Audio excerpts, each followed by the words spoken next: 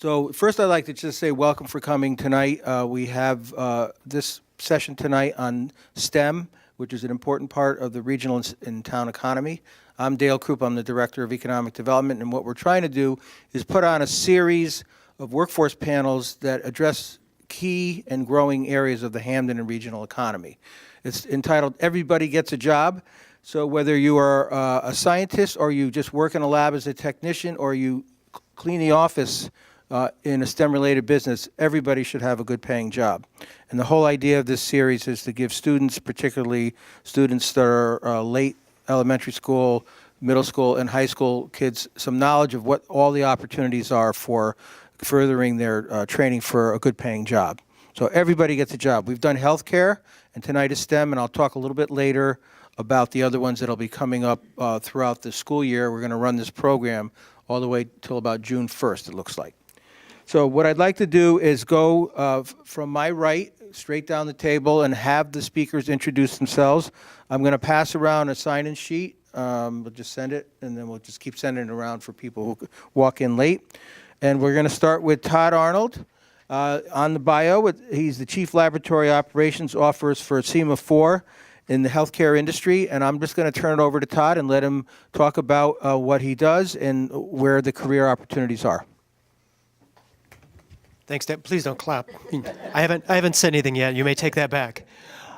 First of all, I'm really privileged to be here. One of the things that if you look at my bio and you look me up on LinkedIn, which you may or may not want to do, is that I'm really committed to STEM and to growing bioscience in the state of Connecticut. I came down here 19 years ago now from Boston.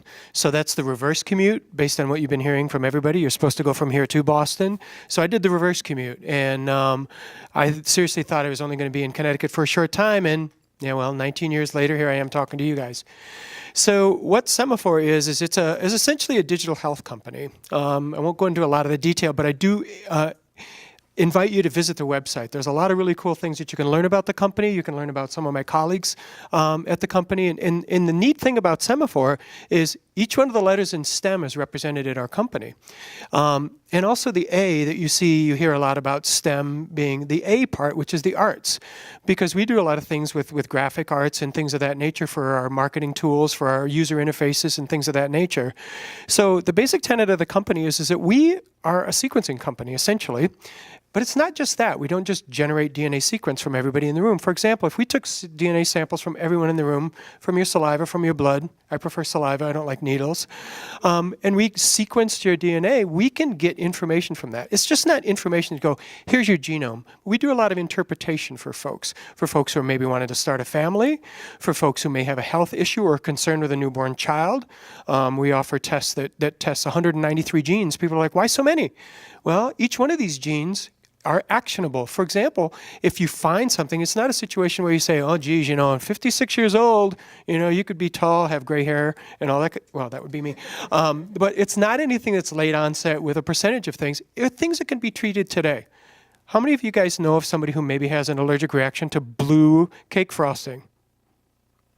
Yeah, exactly. That's one of the genes that we look at, is blue cake frosting. There are kids who respond to that and have an allergic reaction. So those are the kinds of actionable things. How many of you guys have eaten blue cake frosting? Tell the truth. Yeah, okay. See, it's still blue and from the teeth. That's the staining part of it. So in terms of opportunities that we have at the company, what I will tell those of you who are in your early career days is if you're interested in science, stick with it, okay? You may not be hanging with the cool kids because you're good in science and math and everything, but eventually you're going to be the cool kid. All those other kids are going to be asking for a job, right? So that's the thing. It's all turnabout. And the thing that's important is that what we do, especially at Semaphore, and a lot of companies in the state do this, is we do something that really benefits people. And, I've been doing this for almost 30 years now, and this is the first time in my career I'm essentially one step away from a patient.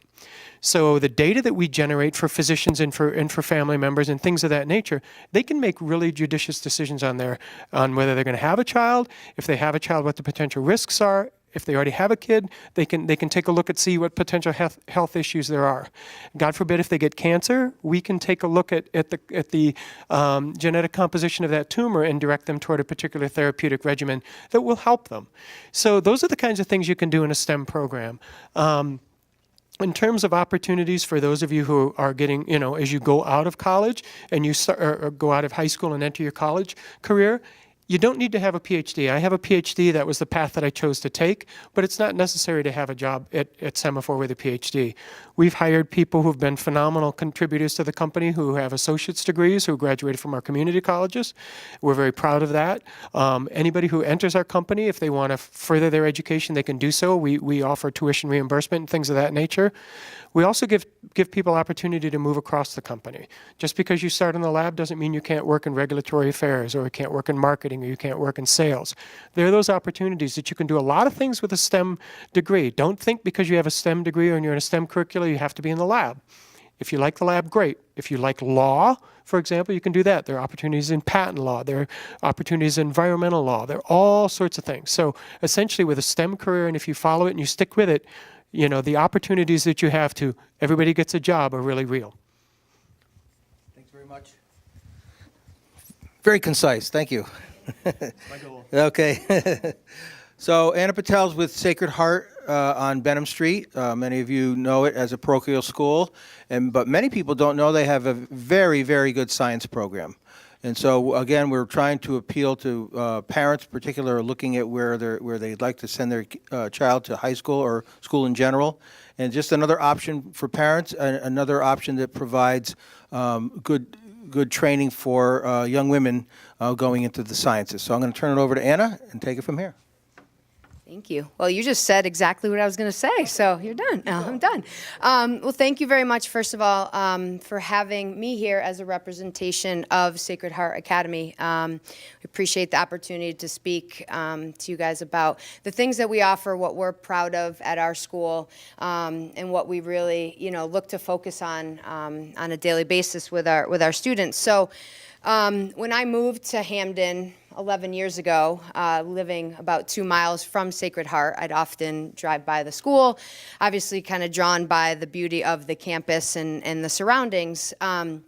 And as the years went on, I got to learn more about the type of student body that is enrolled. We would meet families who had sisters or mothers or grandparents who attended the school, and there is a sense of pride amongst that sisterhood, and there still is to this day with all the sisters and the students who go there. And when I was given the opportunity to interview, I took the chance to get there and to learn more about the mission of the school. And from the moment I stepped foot into my interview with the then principal and the director of guidance, it was clear that the goal was to empower young women, in the classroom, socially, to feel confident that when they were to walk into the college atmosphere, they were prepared in a number of different ways. And I've learned that truly is what we stand for at Sacred Heart. After getting the job, my job as a guidance counselor is to, again, guide our students through their classes, through their curriculum, with their majors in mind, their college goals in mind. And I started to look at the curriculum guide a little bit more in depthly. And while every department had its strengths and its unique classes, there was something unique about the science curriculum. I had heard about it when I was in my interview, just a lot of talk about students who go to Sacred Heart. A huge draw is the science curriculum, but I didn't understand it until I looked a little bit closer to the classes that are offered, the different opportunities, the various opportunities that our students have. So I think, you're going to find the typical, core classes at Sacred Heart with the biology, the chemistry, and there's also the honors levels of those programs. But what was really great to see was the elective classes that are offered at the academy. Sister Mary Jane, which was one of the sisters who was the pioneer who spearheaded the science curriculum, unfortunately she passed away last year, but she really set the tone with science for women.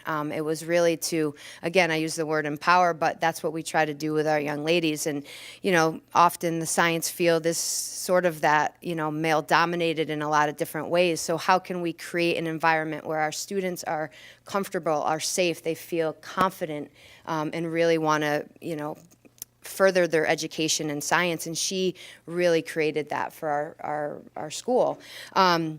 she created a program called Honors Biotech, as we call it, our Honors Biotechnology Research Project.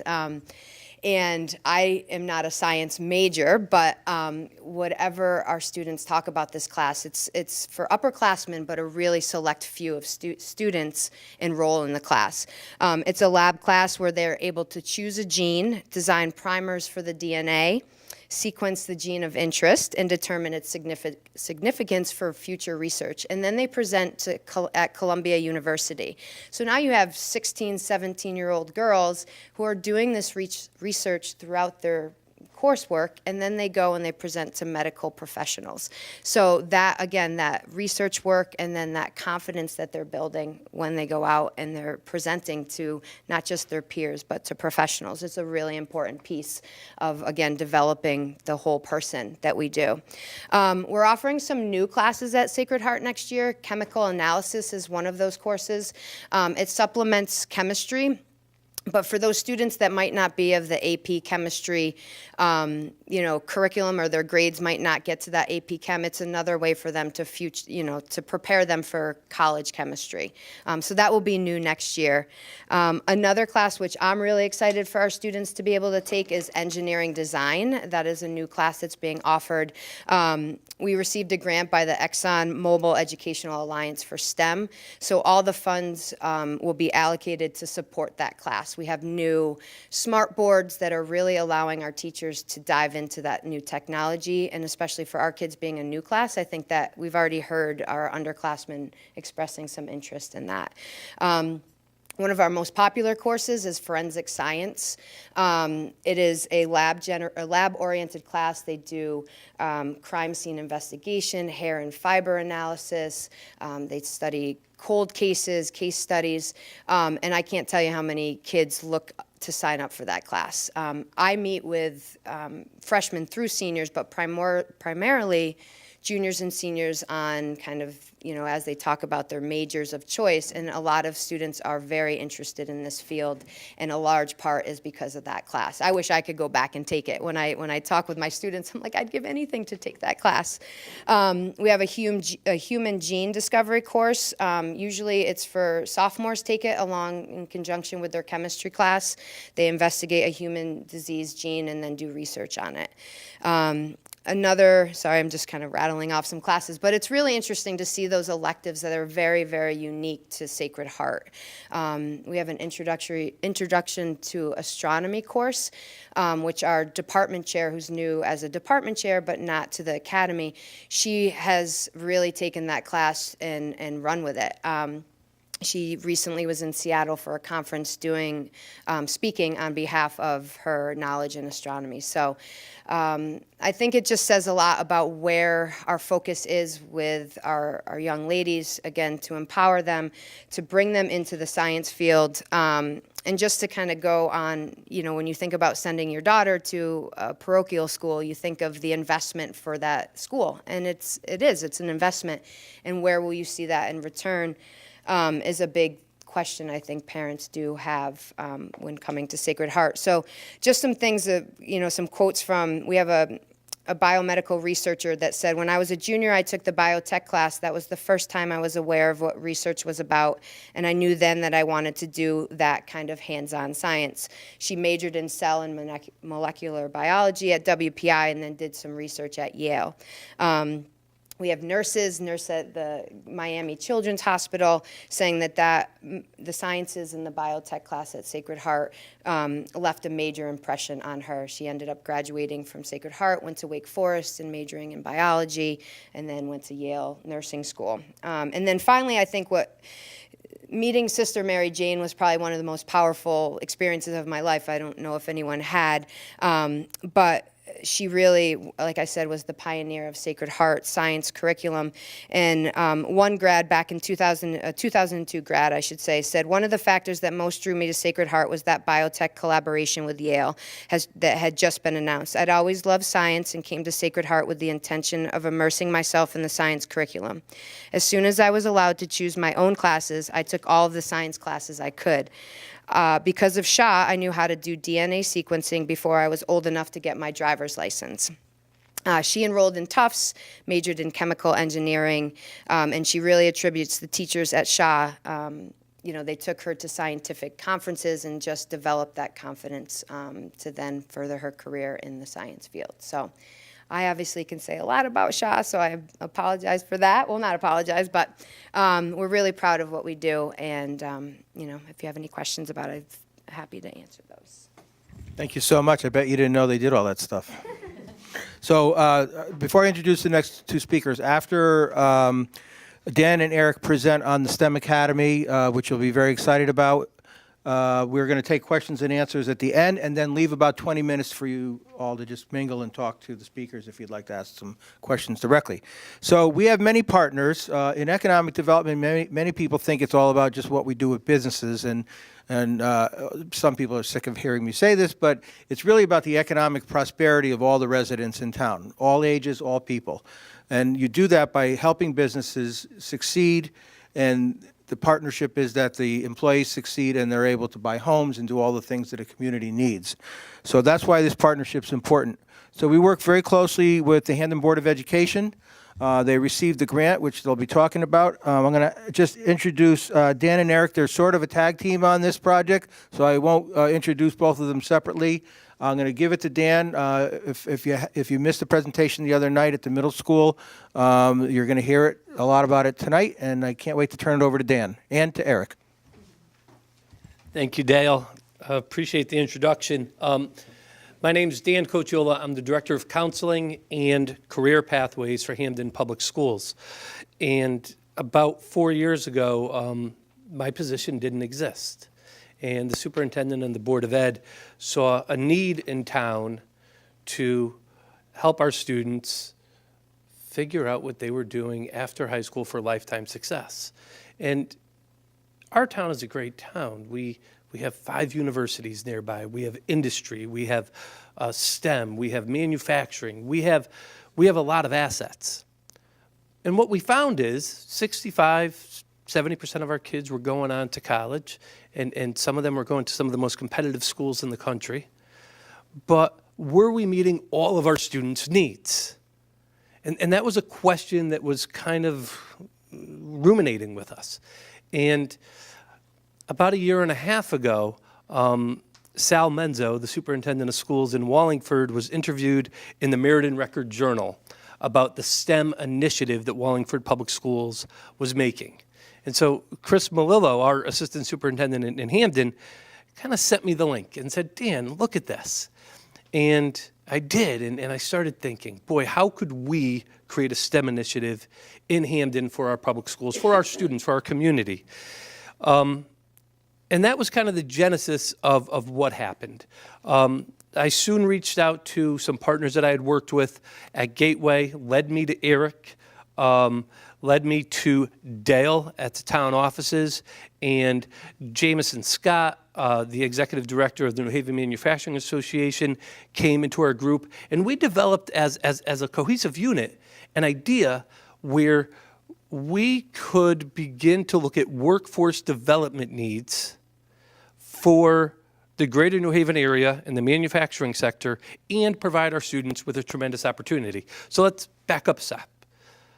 Manufacturing in Connecticut is exploding. There are right now 18,000 unfilled high-skilled manufacturing jobs in New Haven County alone.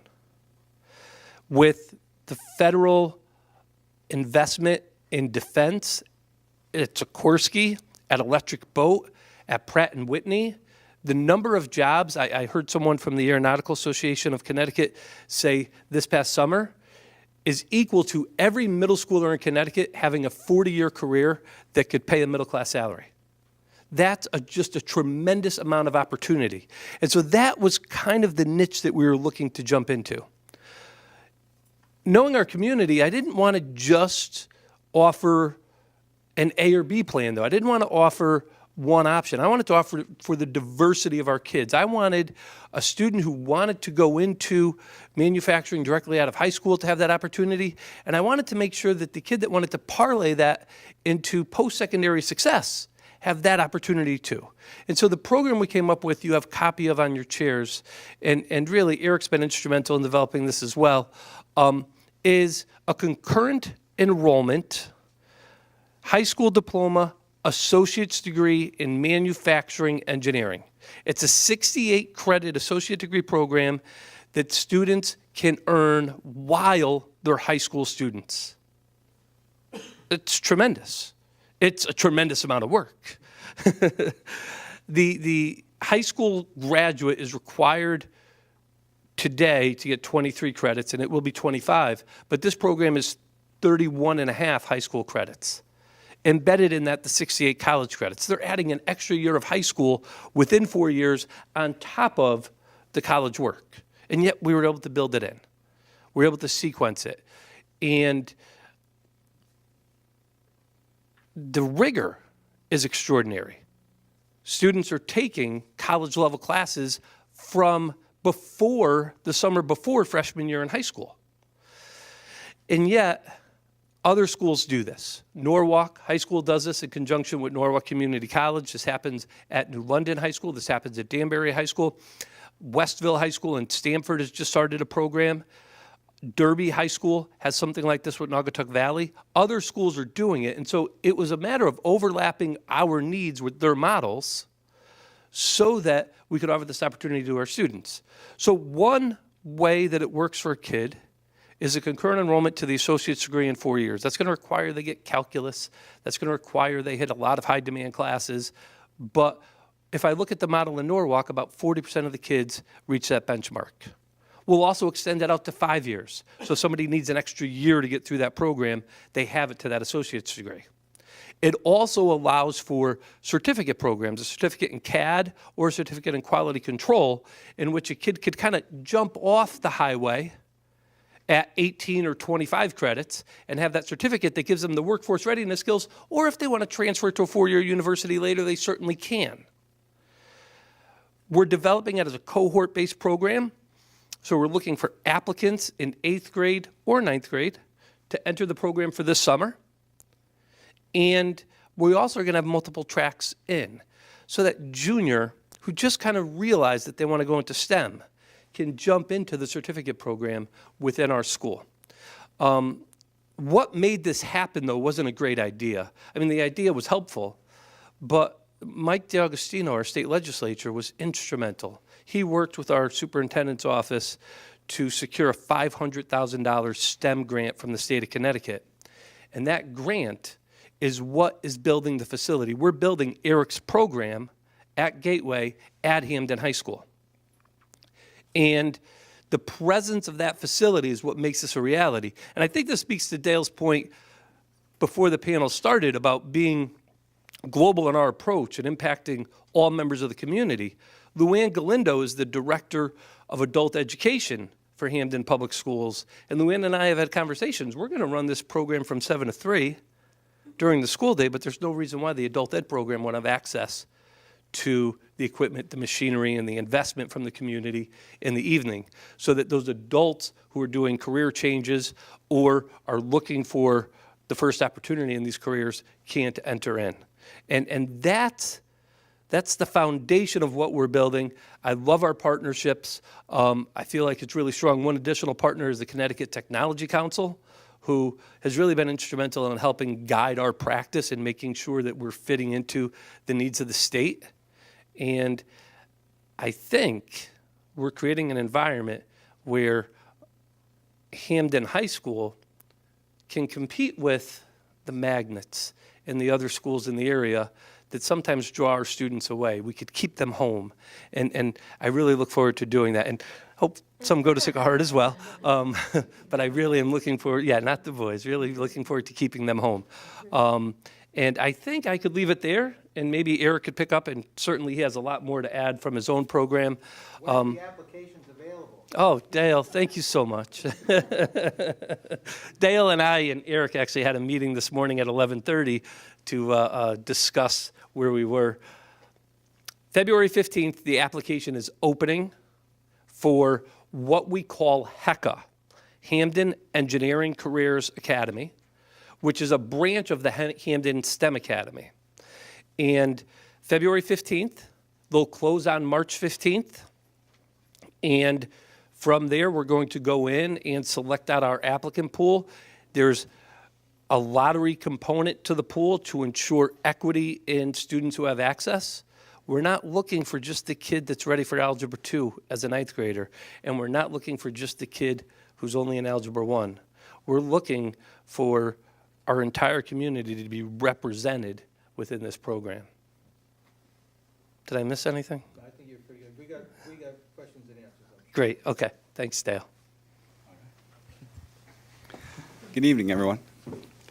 My name is Eric Flynn. I'm from Gateway Community College. I'm the chair of all engineering and technology at the school, which not only includes manufacturing, but also biomedical engineering, computer engineering, electrical engineering, mechanical engineering, railroad engineering, just about everything. And then we have some water treatment programs and solar programs and wastewater that also kind of fill in the gaps, and plenty of certificate programs as well that Dan mentioned. So to talk about Gateway, I really have to a little bit talk about myself, because, you know, I could go through the programs and the outcomes and stuff, but I went to Gateway, so it's almost worth telling my story a little bit. So I didn't grow up in Hamden. I grew up in a competitive town, Madison, so we played most of the sports against you guys. So I'm so don't hold that against me. And I'm not certainly biased in any way, but the story was, when I was in high school in Madison, the community college Gateway wasn't even really on the radar of a lot of my counselors and people. And, you know, I remember homeroom, and I was in AP Calculus, and I was in AP Chemistry, and I was in a lot of the heavy classes. And, you know, everyone was expected to choose a big university. A lot of my friends were going to Brown, one was going to Yale. A lot of people were going out of state, a lot up to New Hampshire and Vermont. And I didn't really know, you know, I wasn't really sure. And I did all the side things, played football and was in chorus. And, you know, I had the full experience, but I just didn't know where I was going to go. And I didn't even know what a community college was. And my parents really didn't either. You know, it was just like it didn't exist. And then when it did exist, it was almost as if that was for people that were doing terrible at high school. So again, off the radar. And then one day, a flyer came in the mail, like they must have just bulk mailed, and we're flipping through it, and wow, this isn't just remedial classes or things to catch up or adult ed. There's engineering, there's technology, there's you know, automotive, there's just everything. And one page caught my eye, well, really my dad's eye, and it said, go to Gateway for 2 years, take all the university classes, and pay a community college rate, and then transfer automatically and without any like guaranteed admission to a 4-year school. And he goes, if you don't do that, you're crazy, because how are you going to pay for, like, who's paying for college, by the way? And I was like, I don't know. I'm 18. I don't know, you know. I guess take a loan. He goes, no, you shouldn't take a loan, and we're not going to take a loan. So, you know, so time to grow up, time to figure it out. And obviously, if it came to the last minute, they would have helped, but they wanted to push. So I said, let me give Gateway a try. And so I went to Gateway. And for 2 years, I went full-time, which I'm finding out now as a chair running things, not a lot of people go full-time, and they should, because I tell all my students, the faster you complete, the faster you get a job. I love you guys, but I want to see you get out of here, you know? Like, come on. I know this is a fun environment, but you got to go. So I went every day, Monday through Thursday, every day for 3 years. I started in one program called electrical engineering, and then I transferred to the really, really, really heavy engineering program. So it took me 3. And I still remember, here's where I'm getting to the story. So where were some of the teachers that I was going to Gateway? Where did they go to school? My math teacher had his graduate degree from Yale. My statistics teacher had his graduate degree from MIT. And, you know, again, when I'm 18, 20, it didn't really matter to me. But now looking back, wow, that's amazing. I mean, we had some quality people at the school. Here's what mattered to me when I was 18, or 20 at that point. The rigorous programs such as calc-based statics and physics and differential equations, which is basically Calc 4, we would get in there as a cohort, me and my fellow students, and I'll tell you that number pretty soon. But we would get there around noon, you know, for the heavy classes, and it would really pick up about 4 o'clock. And from 4 to 7, it would be like heavy physics. And then from 7 to 10 at night, not in the morning, 7 to 10 at night, differential equations. and there were 6 of us. 6 of us in the program at that time. So this is around 2002. So I knew everybody, and the teachers knew everyone by first name basis, right? Because they knew that we were about to transfer to the university. So when I talk to some of the students that want to go right off the bat freshman year to UConn, I mean, hey, great. But you're going to be in your first class with 100 or 200 people, right? And raise your hand in that class. Good luck, right? Because it's a different environment, right? Some people are ready for that. I mean, that's great. But if you can imagine a heavy level class with 5 other people, amazing. So then they knew, the teachers knew that we were there all night, and their break room was right in the same wing of engineering. And eventually they would start saying, hey, go get a coffee. We have a coffee machine in there, get a coffee. Hey, we brought in donuts tonight, go get some donuts. Because again, we were in class for 6 hours together, and so they would take care of us. So it was those experiences that, looking back now, changed my life. To have that kind of support system as a 19, 20-year-old, that all they wanted to see was you succeed, and it resonated. So, flash forward. And then one other story was I had moved out of my parents' house because I was getting ready. I didn't know if I was going to go to UNH. I didn't know, so I got a house in Brantford. I was living on the water. It was nice. It was really cool because I was working every weekend saving for the university, and that was another benefit of going to community college because I lived at home and I could drive my car and I didn't pay rent and things like that. And I had the first week of class, I think my sophomore year, there was trouble. I was either moving or there was something going on in my life. I had a personal issue for about a week, so I missed 2 classes. I got an email from one of my teachers that said, hey, Eric, what's up? You're signed up. I don't see you. Good luck getting that at a 4-year university, right? They're going to look down the roster and individually reach out to you and see what's going on. I mean, just amazing. And the final thing about Gateway that was so amazing was there was a scholarship I didn't even know about. And one of my teachers basically said, apply to this. Like, here it is. It's all filled out. You should apply to that, because I had one of the highest GPAs at that point. And that alone got me $4,000. It almost paid for an entire semester and a half. So by the end of Gateway, I was at 0, no loans, $30,000 in the bank, ready to go. And again, why is the story so long? Because I'm a Connecticut guy. Next, I went to UConn, and I paid for UConn my entire way because I only had 2 years left. Stayed at UConn for the master's, and now I'm at Bridgeport, UB, for finishing up the PhD. So I know Connecticut. I guess that's the point of the story. And some might say, well, how about industry? Well, I never really had a job. Let's put it that way. I never had a 9-to-5, and I got used to it because of the freedom of being an educator. But I still wanted to reach out to industry, so I started writing grants, and the grants have taken me all over the world, to Germany, to Italy, all over America. I'm going to Dallas next week for an engineering conference, so I know kind of what is needed out there. So I'm so excited about this program that Dan's doing, because the opportunity to start taking courses like this in high school, like to get that jump ahead, that leap forward, I've never really heard of something so amazing. And I think the final thing, to put a little bit reality into it, it's a hard program. I mean, it's a hard program, right? To squeeze those extra 2 years into high school is going to be tough. So you say, well, what if something goes wrong? Well, that's the best part. Nothing can go wrong, because if you're taking these college classes and you're getting them behind your belt, okay, if you don't finish, Gateway is still there, right? And if the 2-year degree isn't for you, then the certificate's that much closer, if not almost guaranteed, if you put in a year of that type of work. And yeah, what if now all of a sudden you get into this program and you're excelling and doing so well, and you say, well, geez, I wanted to go to the 4-year school. Central Connecticut and New Britain takes all of these courses, right? So you can walk in the door as a junior. I just met with UB. It's funny being a student at UB and then them coming to Gateway and needing my help. I like playing, okay, professor, I mean, Mr., you don't know my role sometimes, and they don't know the role that I play.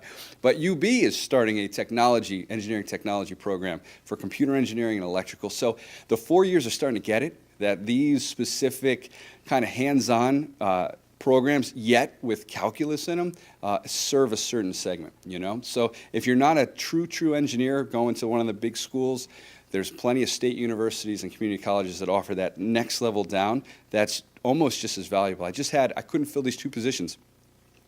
Local company called, they said they needed 2 mechanical engineering technologists, starting at $50,000.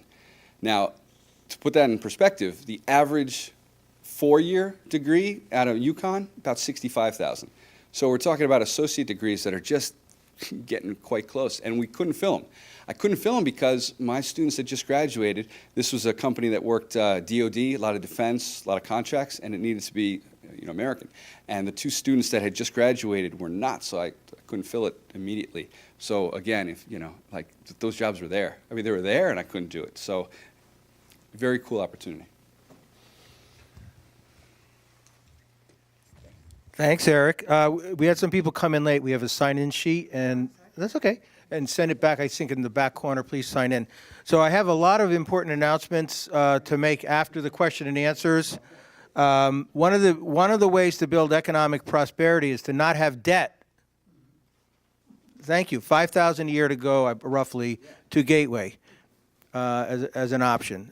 Just one option, of course. Everybody can do what they do, but this is just a great opportunity, and Gateway has many other programs besides STEM-related stuff.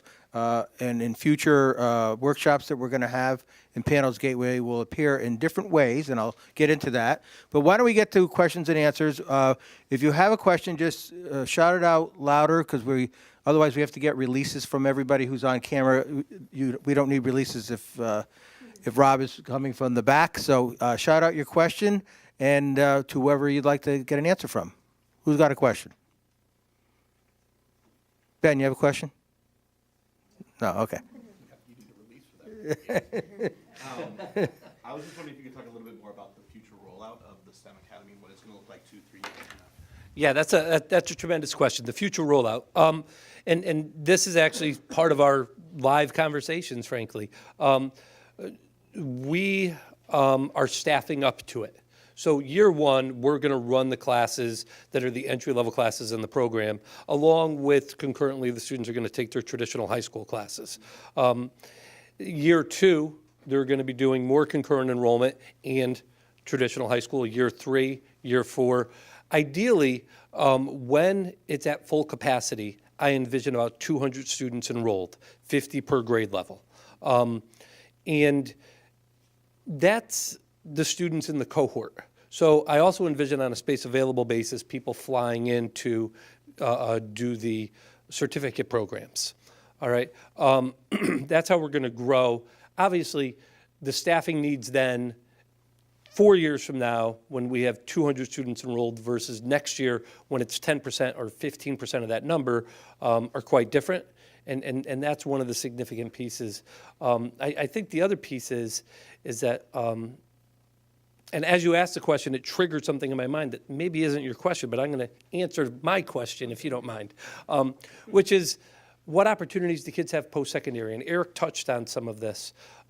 From the college advising perspective, is having 68 college credits a valuable asset? The answer is yes. Is having 25 college credits a valuable asset? The answer is yes. The most competitive students anywhere in Connecticut, maybe have 10 or 12, 15 at the most AP courses, which is a college level course in high school, under their belt as they apply to colleges. And so the most selective colleges in the country are looking at students with that kind of portfolio.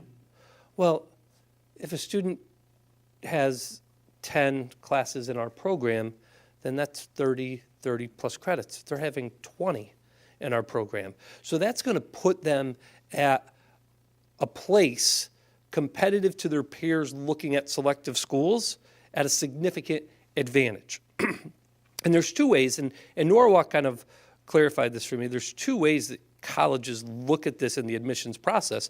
One is as a transfer. So Eric alluded to UConn as a transfer, or Central Connecticut as a transfer, and clearly many other institutions as transfers.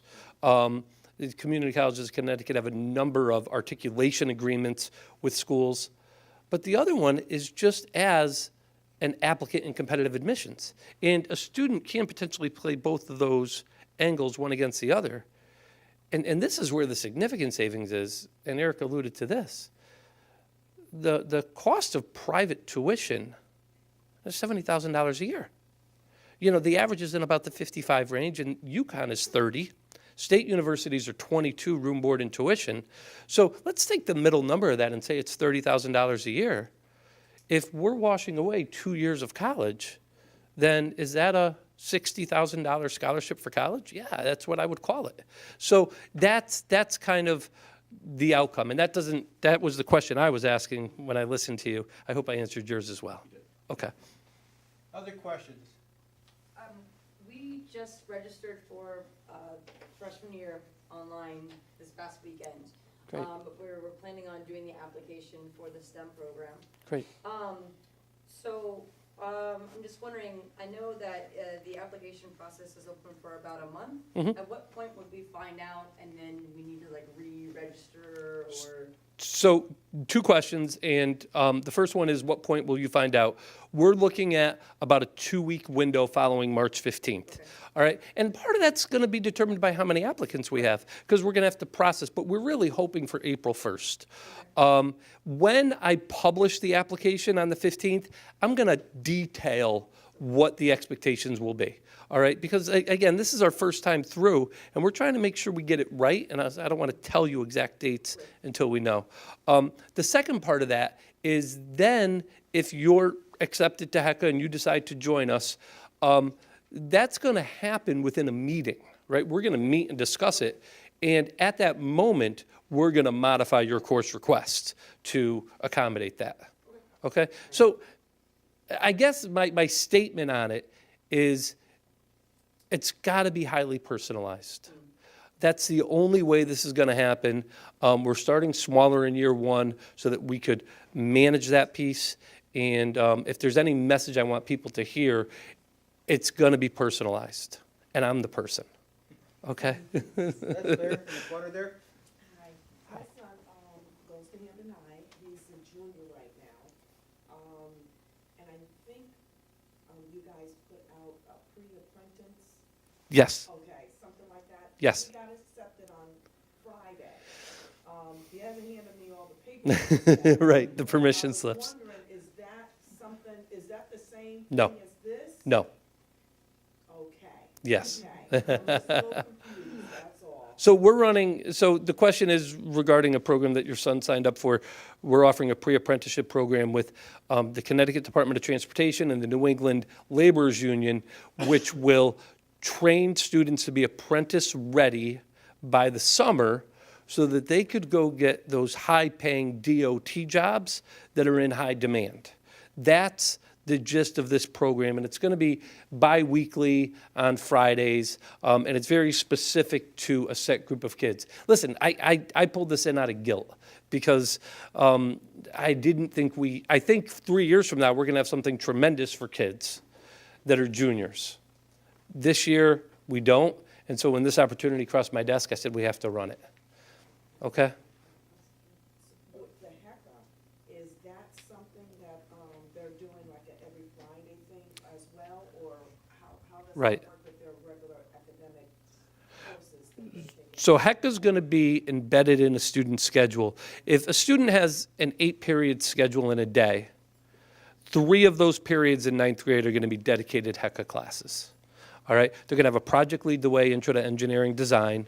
They're going to have what we're calling HECA SSP, which is going to be a career development class revolving around engineering careers. All right? And then they're also going to have in semester 1 the technical drawing class, and in semester 2 the introduction to manufacturing processes. So that's their 9th grade year. And their 10th grade year, it's actually 50-50. And in 11th grade year, it stays 50-50, and in 12th grade, it's 100% just about the manufacturing academy. So that's, it's almost an academy design, whereas this pre-apprenticeship program is really just an add-on to what already exists. Does that make sense? Okay. Yeah. Is that going to, even though he got in it this year, that pre-apprentice? Yep. Is it automatic for next year? Well, so the pre-apprentice is a 1-semester program only. It's a one semester? Correct. Yes. I got it. Yes. Okay. Yes. But it still has some of the tools that Yeah. are being used in HECA. That's the whole, So the pre-apprentice is very specific. It is training people to access jobs in the construction workforce, and And one of the main employers that will have access to these workers is, say, the Department of Transportation. So the Quinnipiac Bridge project that just finished that went on for 10 years, or they're redoing the superstructure in Waterbury.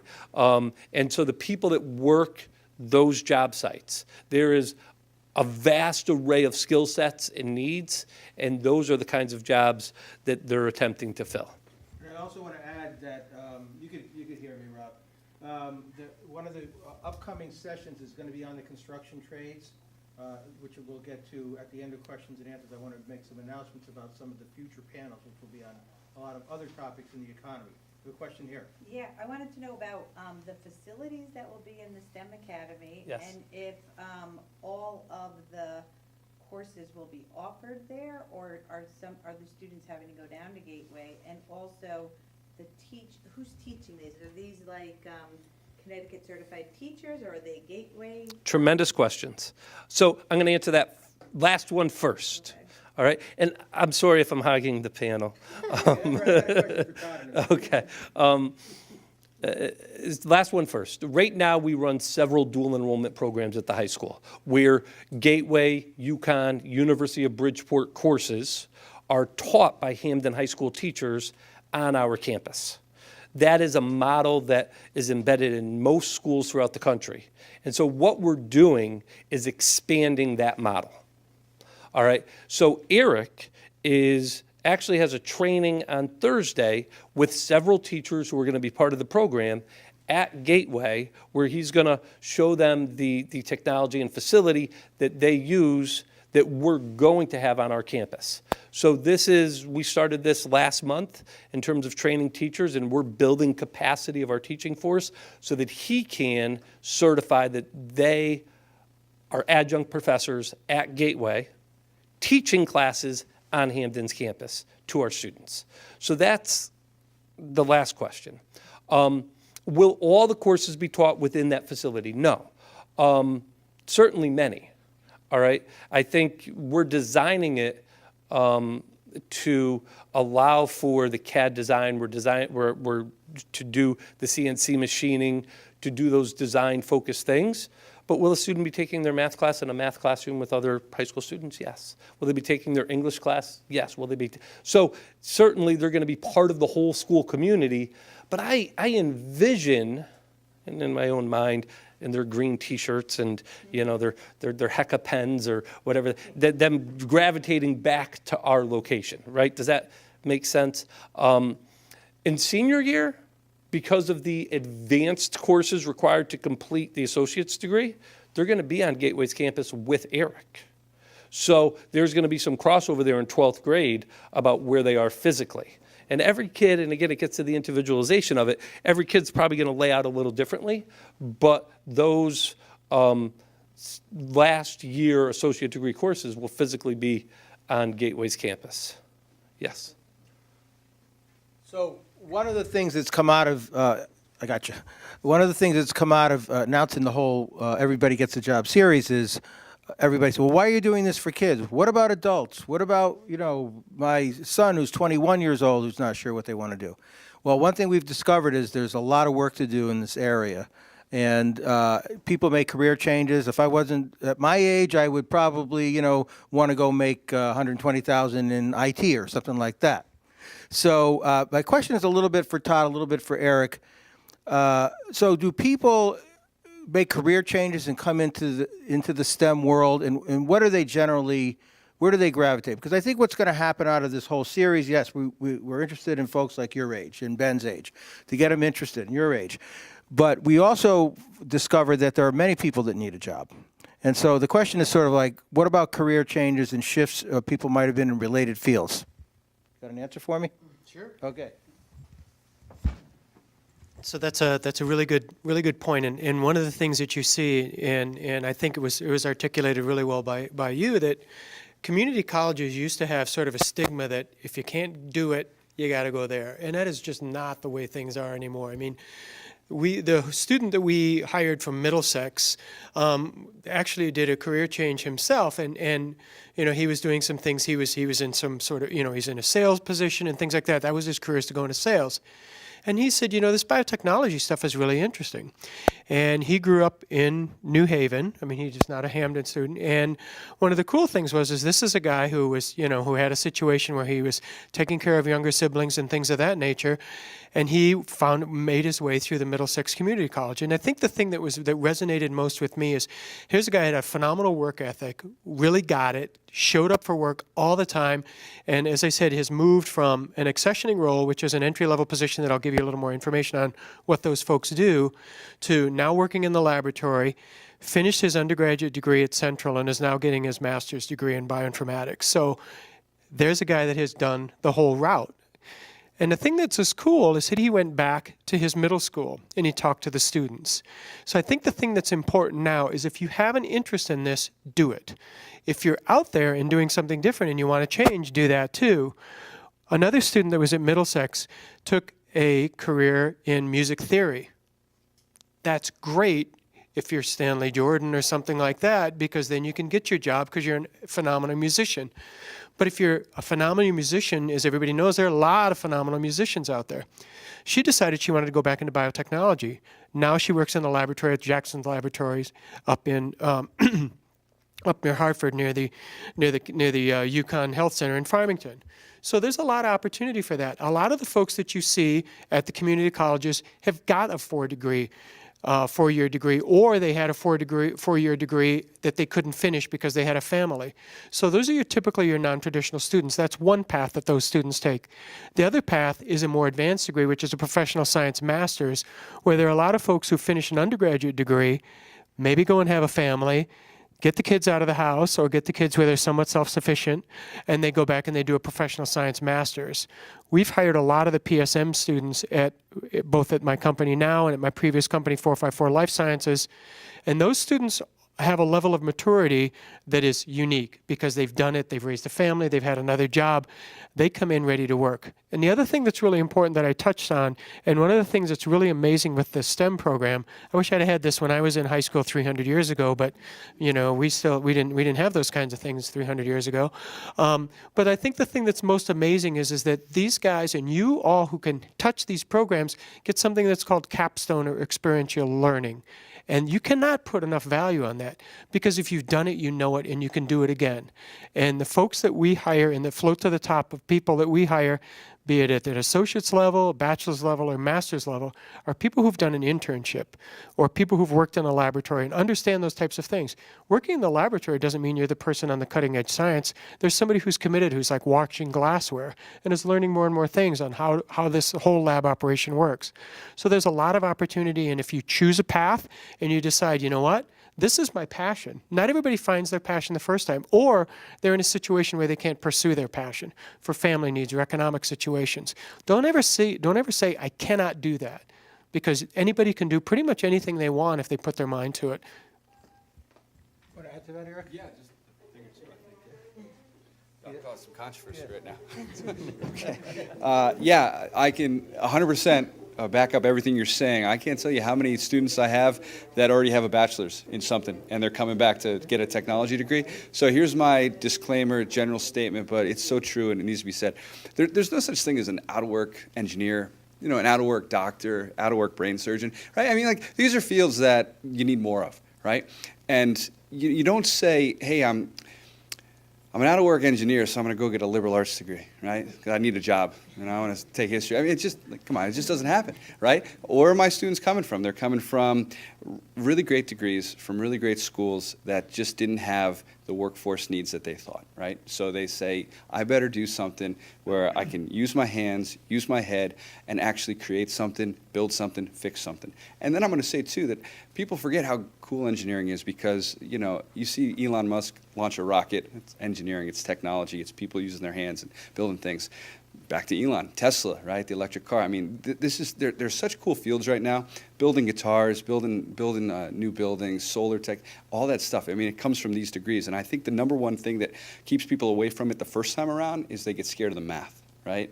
And that's my job and Hamden's job, to make it applied. And that was a big thing that failed, I think, a lot of times students is, I'd take calculus or, at high school, and why am I learning this? And the teacher would be, I don't know, just learn it. You got to learn it, right? a good teacher and the people we have, all my teachers that I hire are Sikorsky engineers, electric boat engineers, Sikorsky engineers, like I said, so they're application-based, and they really bring it home to how to use it, and you're going to see the same thing. We have a question right there. I think what's really important is that the 4 years to the associate's degree is ideal and certainly a goal and aspirational, and not necessary. I think it's a huge advantage even if it's in the 5th year. And so for that student who's currently a 9th grader and considering applying going into 10th, then we're looking at that 5th year. It's actually a little lighter because the high school load lightens up later. So what they have to do in that 4th and 5th year overall is less, but it's still a lift. But the plan is not an associate's degree concurrent with high school graduation. That's not feasible to do that in 3 years. But to do that in the 4th year, in the year after graduation, so 5 years from when they entered high school, is very feasible, again, if the math gets there. And if it doesn't, then I think we're talking about the certificate programs as being the advantage for that kid who opted to join at that time. I use the analogy briefly, but I visualize this, and if I was an artist, I'd draw it. But I visualize this as a highway, and a highway where there is an entrance, where there is a beginning. Maybe it's Route 91, right? And Route 91 begins right there at 95 at the Q Bridge. But people could get on in other places. They could get on in Yalesville. They could get on at 84. They could get on at the Mass Turnpike. And people could get off at various places. And that's dependent upon, A, where you get on, and B, what you bring to it, and C, where your choices lead you in terms of getting off. And so that's the visual. If your kid is going to be one that's going to join in 10th grade, then that may look a little different for them than somebody else, but it's still a highway they could get on. My question's for Anna, actually. So we have, got John there. So the question is really, now that you've had multiple generations go through the science program at Sacred Heart, is there sort of passing down through the generations, like somebody who might be 30 years old? How long has it been in place? Around since 2000, I think. Around Okay, so 2000. it's conceivable that somebody's going to maybe start sending their kids through. Is there Yes. some sort of alumni support or alumni participation? Yeah, absolutely. Our alumni, we have an alumni office that works very closely with past students. The connection, we have constant publications that are sent out highlighting our programs, highlighting all the accomplishments that our students have participated in.